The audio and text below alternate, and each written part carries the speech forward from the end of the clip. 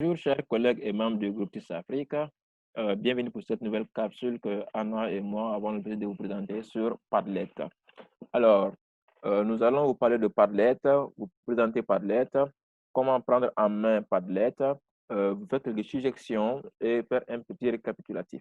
Alors, qu'est-ce que Padlet? Je vais vous partager mon écran. Voilà. Alors, vous voyez Padlet comme vous le voyez, je suis sur l'interface de Padlet et ma collègue Anna va vous dire comment fonctionnent les différents éléments de Padlet. Donc, comment créer un compte. Une fois que vous avez créé votre compte, vous arrivez à cette interface-là où vous pouvez créer des murs. Nous, on a déjà créé un mur pour vous que je vais vous montrer et dire à partir de là qu'est-ce que Padlet. Alors, mon mur s'affiche tout doucement. Alors, Padlet, qu'est-ce que c'est? Padlet, comme je l'ai dit, c'est un mur virtuel, c'est un mur collaboratif permettant aux enseignants, voilà, à toute personne qui est dans le besoin de créer, de gérer sa classe à distance, de créer une banque de ressources. Padlet est multilingue, il est en 29 langues, il est multitâche, on peut l'utiliser pour plusieurs tâches, production écrite, orale. Il est également multi-écran. On peut l'utiliser avec un téléphone, un smartphone, une tablette ou un ordinateur. Voilà, je vais m'arrêter là pour l'instant. Passer la parole à ma collègue Anna. Merci Ferdinand Tidiane.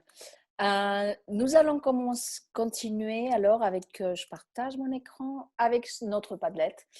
Et comment on crée un compte? C'est extrêmement simple. Vous allez sur padlet.com, vous voyez ici, padlet.com, et vous créez un compte avec une adresse mail. Chaque adresse mail a la possibilité d'avoir 3 Padlets qui liés à cette adresse mail. Donc, vous pouvez avoir plusieurs adresses mail, dont à chaque fois 3 Padlets gratuits. Et toutes les fonctionnalités sont illimitées. Je veux dire, il n'y a pas de premium, donc tout est à votre disposition. Donc, juste une limitation par rapport au nombre de Padlets. Donc, pour contextualiser un peu ce que c'est Padlet, on va vous donner quelques exemples rapidement. Donc là, par exemple, vous avez une enseignante qui met des ressources d'activités qu'elle fait, donc en libre accès, par exemple. Là, par exemple, c'est une formation. Donc, il y avait plusieurs thématiques. Donc, à chaque fois, à partir d'une thématique, chaque image était liée à un autre Padlet. Donc, c'était des hyperliens vers, vers un autre Padlet. C'était des activités qu'on avait fait en salle de classe, en cours, qu'on les avait fait dans le cours ou en dehors. Donc, on avait fait des cartes tout était affiché là. On avait fait des activités avec d'autres pays, avec le Sénégal. Donc, et après, par exemple, là, on a une timeline. Donc, vous voyez, il y a plein de différents formats qui peuvent nous aider à trouver celui dont on a besoin pour nos contenus. Donc, nous revenons sur notre Padlet. Et vous voyez, il faut toujours aller sur la partie en haut à droite. Donc là, s'affichent les fonctionnalités générales. Donc, nous allons sur les 3 petits points et nous allons voir comment on peut modifier le format. Le format, c'est extrêmement simple, très flexible. Donc, vous avez des murs, donc vous disposez les éléments sur votre mur, comme vous le souhaitez. Donc, vous avez la toile, vous disposez les différents éléments, vous créez des liens avec des flèches entre eux. Vous avez, c'est la liste, donc c'est une liste et vous allez voir, on va tester rapidement, c'est très facile. Donc, tout s'affiche en forme de liste. Vous allez du haut jusqu'au bas, voilà. Nous revenons sur nos 3 petits points que j'ai un peu de mal à trouver maintenant. Enfin,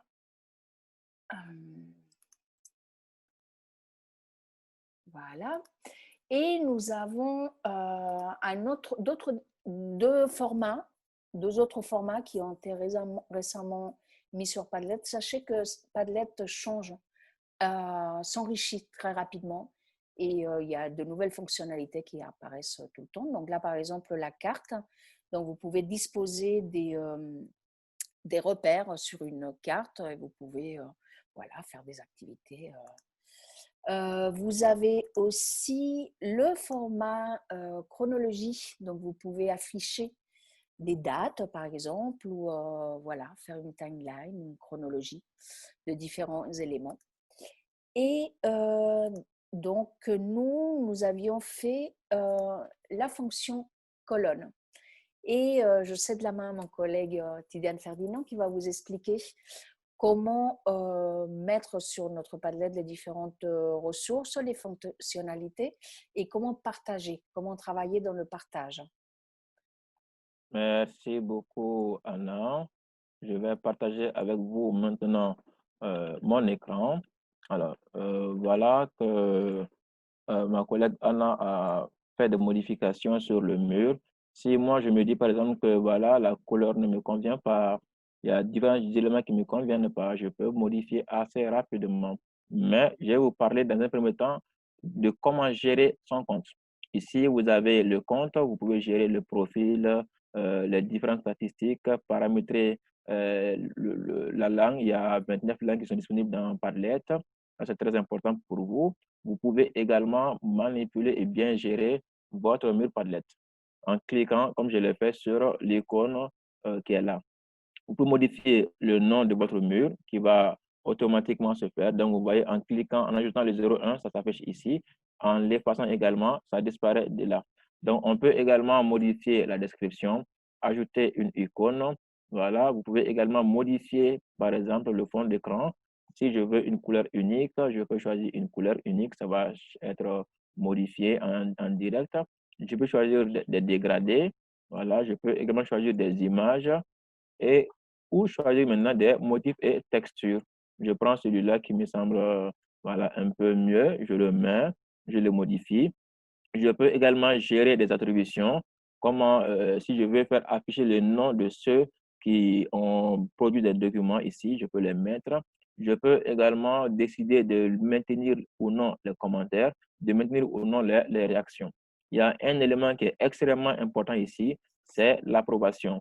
Si je suis un enseignant, je peux exiger à ce qu'aucune ressource ne soit mise en ligne sans que je ne l'approuve. Une fois que c'est tout bon, j'enregistre ici. Alors, je reviens sur notre mur pour vous montrer comment on peut ajouter des ressources. Comment le faire? Ici, je peux créer une colonne en mettant par exemple colonne numéro 2. Voilà, je fais enregistrer et je vais ajouter des éléments, soit en double-cliquant, soit en cliquant sur le plus qui est là. Je peux ajouter maintenant un titre, ressource 1. Et là, j'ai le choix entre plusieurs éléments, soit charger des fichiers, voilà, qui sont déjà sur votre ordinateur qui sont là, ou bien aller sélectionner directement un fichier. Moi, comme j'ai des fichiers qui sont là, je les ajoute ici tout simplement. On peut faire également un glisser-déposer de ressources. Je vais ajouter une deuxième ressource. Là, je peux ajouter un lien. Voilà, je suis sur notre groupe, voilà, YouTube, notre chaîne YouTube qui est là, partager. Je récupère le lien de partage. Je reviens sur mon mur. Je le colle dans lien et voilà, je le mets. La vidéo est là.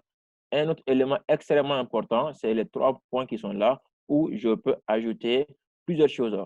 Je peux filmer, mettre des films, prendre des photos, enregistrer ma voix, enregistrer mon écran, énormément de choses que je peux faire là. Donc, une fois que cela est fait, il faudra maintenant partager cela avec vos étudiants. Comment partager? Je viens dans l'option partager. Donc, comme vous le voyez, il y a 2 personnes qui sont là, Anna et moi. Voilà. Maintenant, on peut modifier les paramètres maintenant pour partager, soit privé, où celui qui crée est le seul à avoir le lien, soit public, qui est maintenant référencé dans les différents éléments de Padlet, ou bien secret. On a choisi secret. En ce moment, il faut partager le lien avec les uns et les autres là. Et si on veut, on peut y ajouter également un mot de passe. Une fois que j'ai choisi maintenant mon option, je peux maintenant également donner des autorisations, des permissions. Soit celui avec qui je partage peut seulement écrire. Il peut seulement écrire, donc il peut faire quelques modifications. Il ne peut pas changer l'architecture, il peut seulement écrire. Ou bien peut seulement consulter, c'est-à-dire qu'il ne peut que lire. Ou bien peut modifier. Là, il a tous les droits, il peut modifier comme il le souhaite, changer la couleur, changer le fond. Voilà, donc ce que je pouvais vous dire assez rapidement sur, la gestion de Padlet. Je passe la parole maintenant à ma collègue Anna.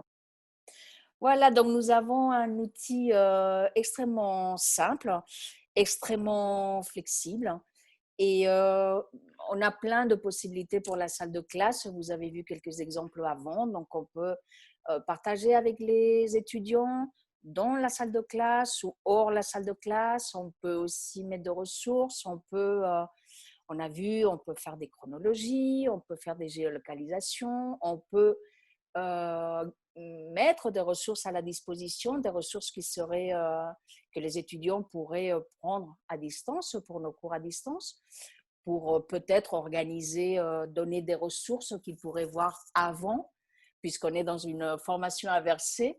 Donc, ça serait, si on suit par exemple une classe inversée, les étudiants pourraient prendre des ressources, pourraient travailler des ressources, et puis après, on pourrait travailler avec les étudiants en cours, par exemple, présentiel, les doutes qu'ils ont eus ou des conscientes aussi, c'est que l'appli, elle fonctionne très bien, l'application du téléphone.